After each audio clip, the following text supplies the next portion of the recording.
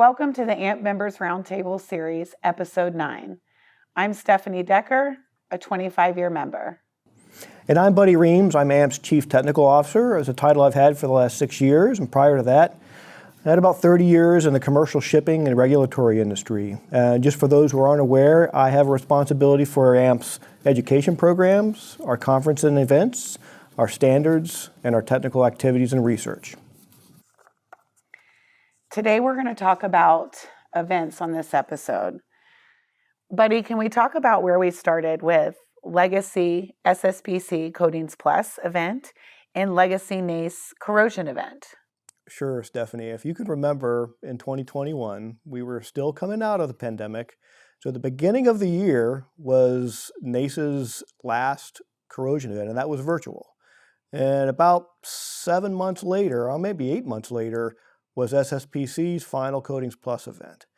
And then 2.5 months after Coatings Plus is when we had our first inaugural combined annual conference and expo.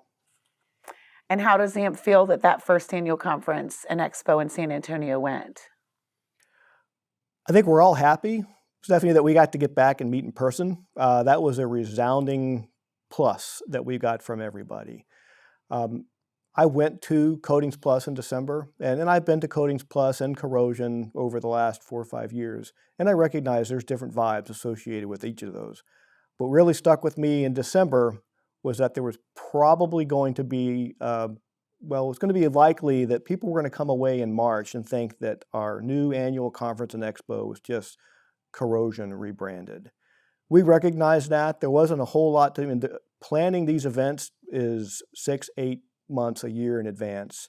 There wasn't a whole lot we could do to address that, but one of the things we did do was we wanted people to come away having had the opportunity to tell us what they want to make it better.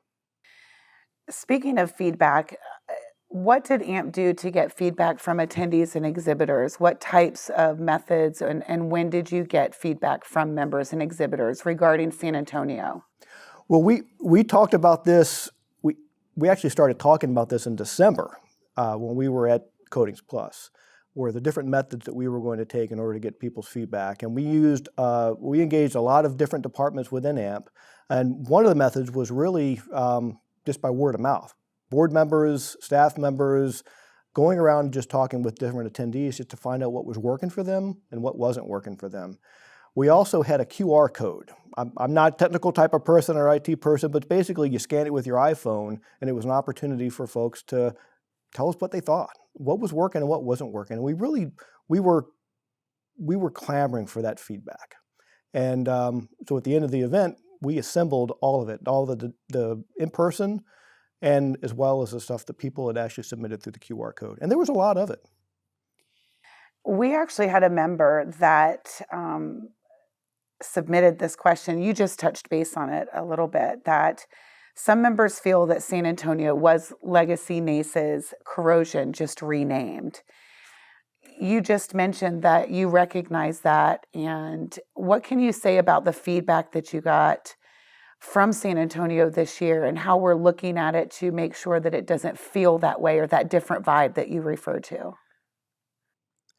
That is an awesome question, Stephanie.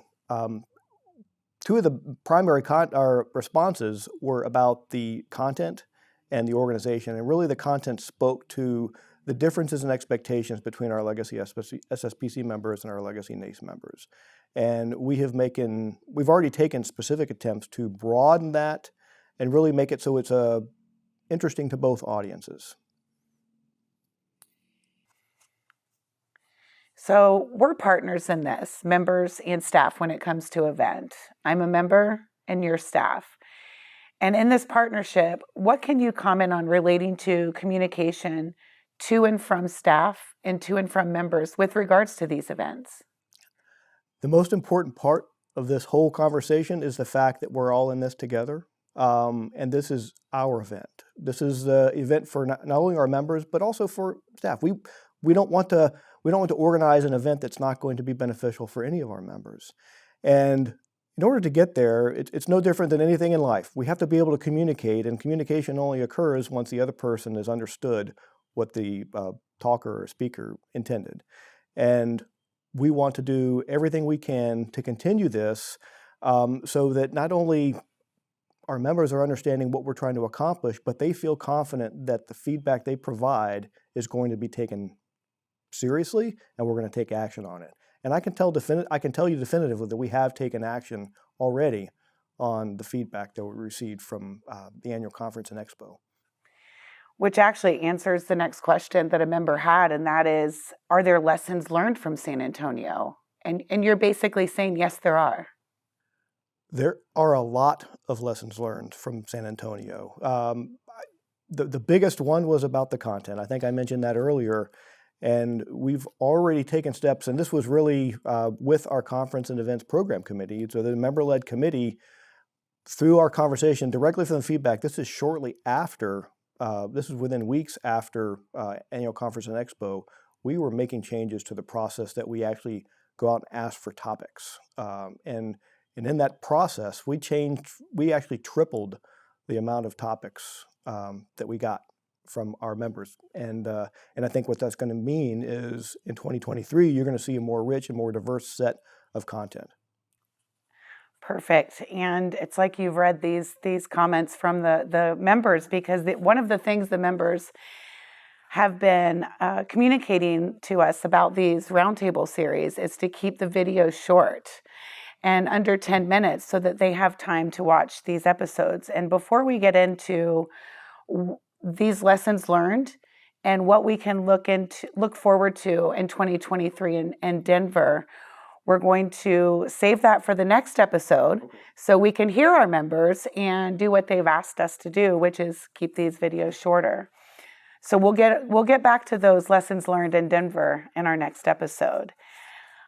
If you have a LinkedIn profile and you use that social media platform at all, please be sure to follow AMP on LinkedIn, because there are updates, YouTube videos, event updates, requests for information from members, all posted on the AMP's LinkedIn profile.